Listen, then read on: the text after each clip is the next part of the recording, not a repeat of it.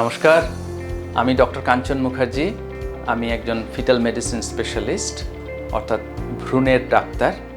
বাচ্চা জন্মানোর আগে তাদের স্বাস্থ্য সম্পর্কে খোঁজখবর নিই। কলকাতার একটি প্রাইভেট হসপিটালে আমি কাজ করি। তো আজকে কথা বলবো গর্ভধারণের আগে একজন মায়ের কী ধরনের যত্ন নেওয়া উচিত সেই সব ব্যাপারে। দেখুন, প্রেগন্যান্সি যদি প্ল্যান করে আনা যায় না, তাহলে আপনি অনেক কদম এগিয়ে থাকবেন। কারণ আপনি নিশ্চয়ই শুনেছেন প্রস্তুতিই মূল কথা। তো এই প্রস্তুতিটাতে আপনার কি কি থাকার কথা, এই প্রস্তুতি পর্বে আপনার কি কি করা উচিত, সেটা নিয়েই আমরা আজকে আলোচনা করছি। তো প্রথম কথা হচ্ছে মনের যত্ন আগে। আপনি শিওর তো যে আপনি এখন প্রেগন্যান্সি নিতে চান? অন্যদের চাপে প্রেগন্যান্সি নিচ্ছেন সেরকম ব্যাপারটা নয় তো? তো অবশ্যই এনশিওর করুন যে আপনি এবং আপনার পার্টনার দুজনেই বাচ্চা নিতে তৈরি।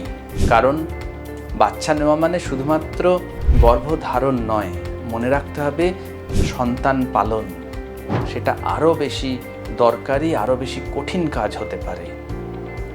অতএব যদি মানসিকভাবে প্রস্তুত না থাকেন তাহলে আরেকটু দেরি করুন। যদি কোনো মানসিক অবসাদ বা এই ধরনের কোনো রোগের সম্মুখীন হন, তার চিকিৎসা আগে করান।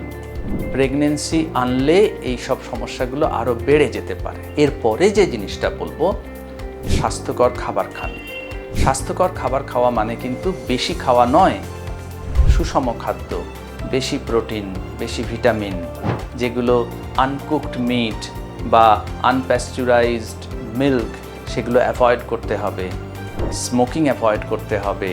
যদি এ পর্যন্ত করে থাকেন সম্পূর্ণভাবে বন্ধ করে দিন।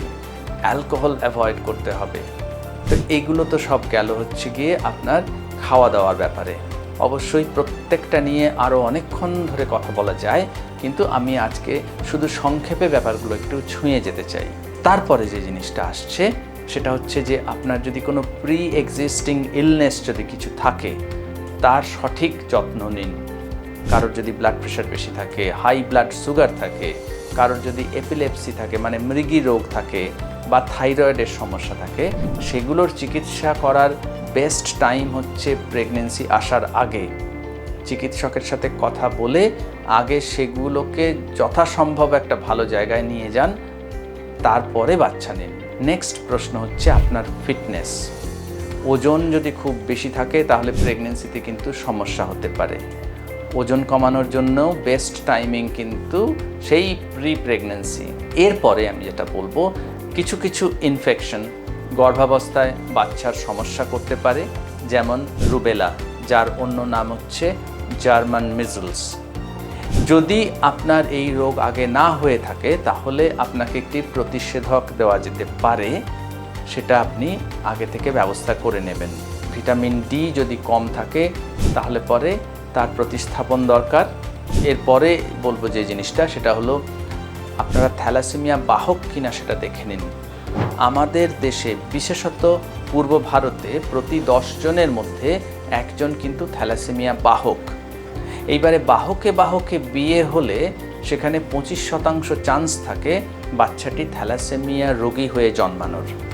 যদি কেউ থ্যালাসেমিয়া রোগী হয়ে জন্মায় তাহলে তাকে সারা জীবন রক্ত সঞ্চালনের উপরে বেঁচে থাকতে হয়। তো অবশ্যই সেটা আমি আপনি কেউ চাইবো না, তাই না? তাই ব্যবস্থা নেওয়া যেতে পারে যে আপনারা দুজনেই যদি থ্যালাসেমিয়া বাহক হন, সেটা যদি আগে থেকে জানা থাকে, তাহলে গর্ভাবস্থার 3 মাসের মাথায় আমরা বলে দিতে পারবো যে বাচ্চাটি মানে গর্ভস্থ ভ্রূণটির থ্যালাসেমিয়া রোগটি আছে কি নেই। কিন্তু আমরা যদি এটাই না জানি যে আপনারা দুজনেই থ্যালাসেমিয়া বাহক, তাহলে তো সেই সুযোগটা থেকে আপনি বঞ্চিত হতে পারেন। এরপরে আমি বলবো যে যখন আপনি শিওর যে আপনি এখন প্রেগন্যান্সি নেওয়ার জন্য রেডি, তখন আমি বলবো আপনি ফলিক অ্যাসিড বলে একটি ভিটামিন ট্যাবলেট রোজ খান। ফলিক অ্যাসিড ভিটামিন ট্যাবলেট খেলে আপনার বাচ্চার ব্রেন এবং স্পাইনাল কর্ডের কিছু কিছু সমস্যা হওয়ার সম্ভাবনা অত্যন্ত কমে যায়। তো এই সমস্ত পরিস্থিতি যখন আপনার হাতে এসে গেছে, আপনি যখন জানেন আপনি সর্বতোভাবে তৈরি, তখনই বাচ্চা নেবেন, তার আগে নয়। ধন্যবাদ।